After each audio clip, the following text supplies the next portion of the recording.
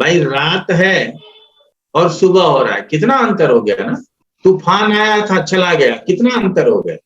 मतलब एक स्थिति बदल गई।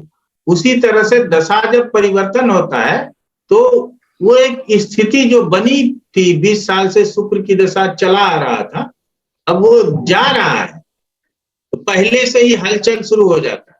अभी देख लीजिए यूपी में क्या हो रहा है, ठीक है। अगर दो प्लैनेट्स है, टू प्लैनेट्स है सेम डिग्री, काहे चिंता करते हैं। हम लोगों को लगता है सेम डिग्री में कि यहाँ से ऐसे एंगल सेम होगा, लेकिन एक यहाँ है ना, तो एक अमेरिका से भी बेसी दूर में हो, समझ रहे हैं।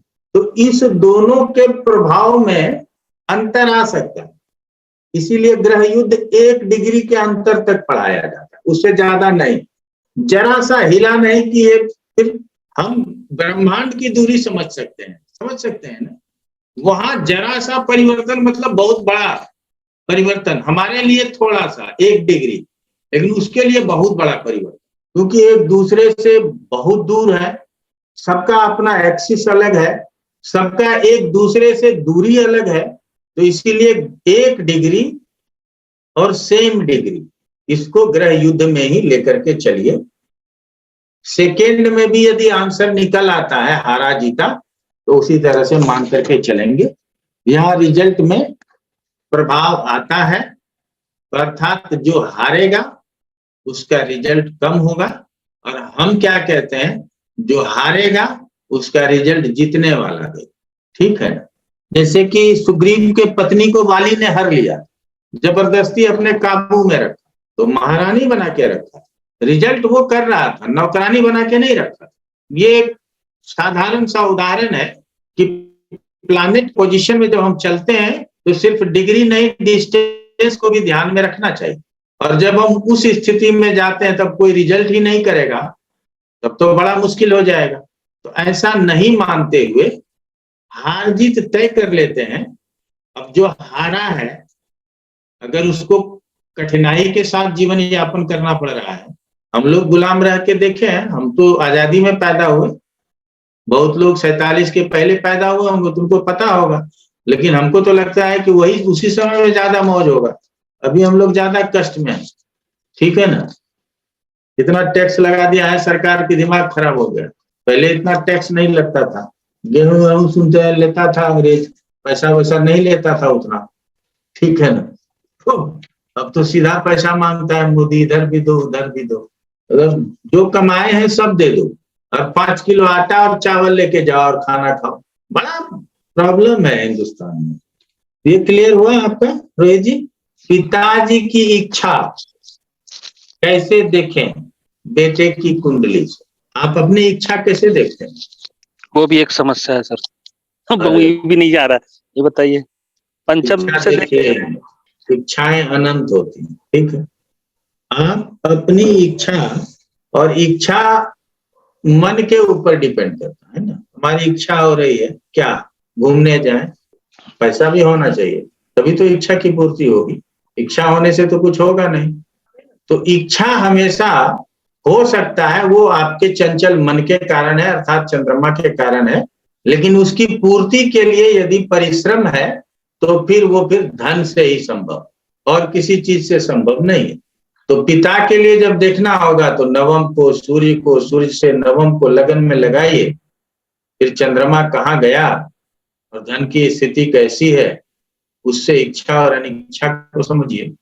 बाकी नवम में कौन सी राशि है, नवमेश किस राशि में गया है, उसके अनुसार पिता के गुण अवगुण को भी ध्यान में रख सकते हैं। बाकी पिता की एक इच्छा होती है कि बेटा बड़ा सेवा करे, नालायक रहे, घर में रहे, पांव दबाए, ठीक है ना, बुढ़ापे पे इलाज कराए, ठीक है। खाने के लिए तो हम कमा के रख ही दिए हैं, खाता रहेगा जी। पिता की इच्छा हमेशा होता है कि पुत्र अनुशासित हो, स्वस्थ हो, वो किसी भी तरह का पिता हो, सक्सेस हो पुत्र से, और अनुशासित स्वस्थ और सक्सेस है, तो ऐसे किसी भी पिता को कोई इच्छा ही नहीं है। दो planets behave give result as per D9 rashi lord and nakshatra lord and as well apart from D1 position dasha prediction में इसको भी नक्षत्रा लॉर्ड वगैरह भूल जाइए। D1 में पोजीशन बहुत महत्व रखता है, और सिर्फ पोजीशन नहीं, प्रभाव भी, किस ग्रह का प्रभाव है। हमने कई बार बताया कि अष्टम में ग्रह अस्त है, बकरी है, राहु केतु एक्सिस में है, शनि से दृष्ट है, मंगल से, ये खराब हो गया। और यही सेम पोजीशन उठा के 11th में डाल दीजिए तो बहुत अच्छा नहीं हुआ, अच्छा हुआ, यही मानिए। ये समझ गए ना प्लेसमेंट और पोजीशन? जी सर। और यहाँ अष्टम में है, लेकिन यदि वो D9 चार्ट में नवम में चला गया और यहाँ शनि के राशि में था, वहां गुरु के राशि में चला गया, इतना ही काफी है आपके लिए समझ। तो D1 और D9 में स्थिति, D9 में ओनली प्लेसमेंट और राशि देखना है, साइन, और D1 में तो सब चीज देखना है, प्लेसमेंट और प्रभाव भी। D9 में प्रभाव नहीं देखते। ठीक है। लग्न कुंडली में यदि कोई ग्रह राशि परिवर्तन की सीमा पर हो, यह गिरिजा जी का प्रश्न, तब खगोलीय रूप से वह ग्रह दोनों राशियों में होगा। ऐसे में नक्षत्र परिवर्तन भी हो सकता है और नहीं भी। कोई राशि परिवर्तन खगोल में नहीं होता।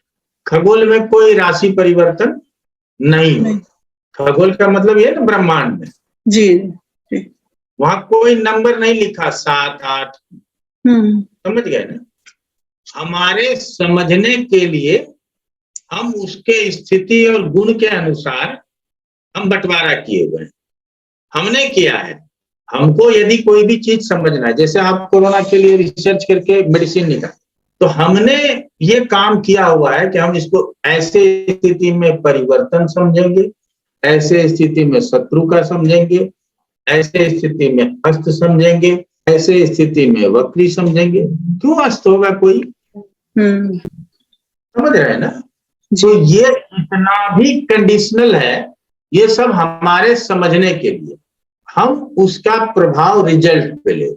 अब आ जाते हैं लग्न कुंडली में यदि कोई ग्रह राशि परिवर्तन की सीमा पर हो, अर्थात 1 डिग्री या 29 डिग्री का हो, जहां पहुंचा है वही मानिए। समझ गए ना। ओके। और उसी के आधार पर रिजल्ट देखिए। और राशि अंत अर्थात संधि में होने पर ग्रह पूर्ण फल नहीं देते, इसको मानिए। तब क्या वह अपने अनुकूल प्रतिकूल दशाओं में दोनों राशियों नक्षत्रों का ये फल नहीं करेगा। मैंने अपने अभ्यास में देखा है, जिसका ना लग्न गंडांत जिसको आप लोग बोलते हैं, या छोड़ दीजिए, वही संधि लग्न में जन्म होता है ना जी। ऐसा आदमी कभी कभी ना थोड़ा सा 2-4% ना हिला ब्रेन का होता। मतलब आप लोग ये मत सोचिएगा कि आप लोगों में से किसी का, मैं एक समझाने के क्रम में ऐसा शब्द, हिला ब्रेन का मतलब क्या है, बहुत बुद्धिमान है, बहुत इंटेलिजेंट है, लेकिन थोड़ा कंफ्यूज है। ऐसा आप लोग देखिएगा, कोशिश कर, आपको मिलेगा। समझ गए ना।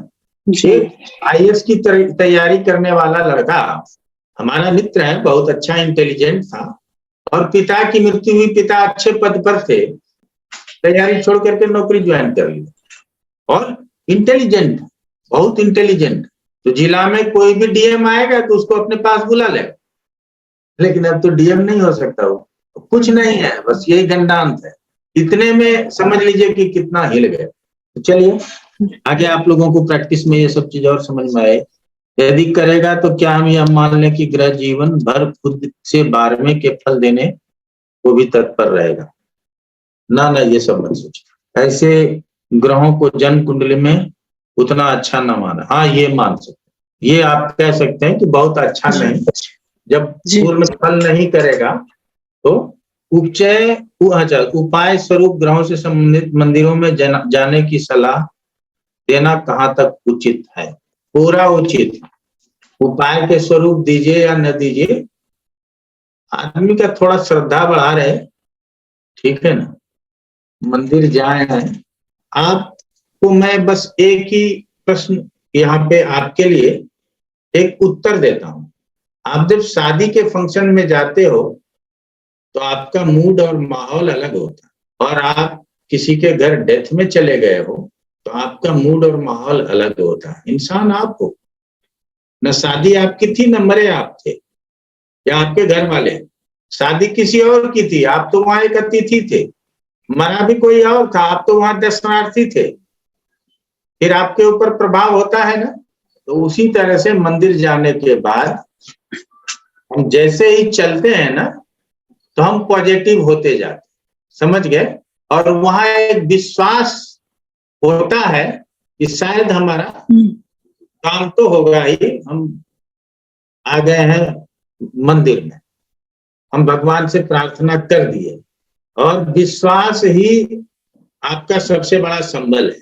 तो आपका वो विश्वास बना रहे, इसीलिए मंदिर जाना चाहिए। और आपके अंदर वो एक पॉजिटिविटी कुछ पल के लिए भी आता है ना, तो जीवन थोड़ा लंबा हो जाता है और थोड़ा दुख दूर हो जाता है। उतने देर के लिए आप अगर दुख याद भी है, तो आप सोच रहे हो कि अब जो पहुंचेंगे तो दुख चला जाए। तो ये एक पॉजिटिव अप्रोच है। बाकी जिसकी जितनी श्रद्धा, वो उस तरह से मंदिर जाते हैं। हमारे यहाँ तो यही ज्योतिष वाले लोग हैं, कहता है कि मंदिर जाना भी नहीं गलती से भी, और तिलक लगाए तो बर्बाद हो जाओ।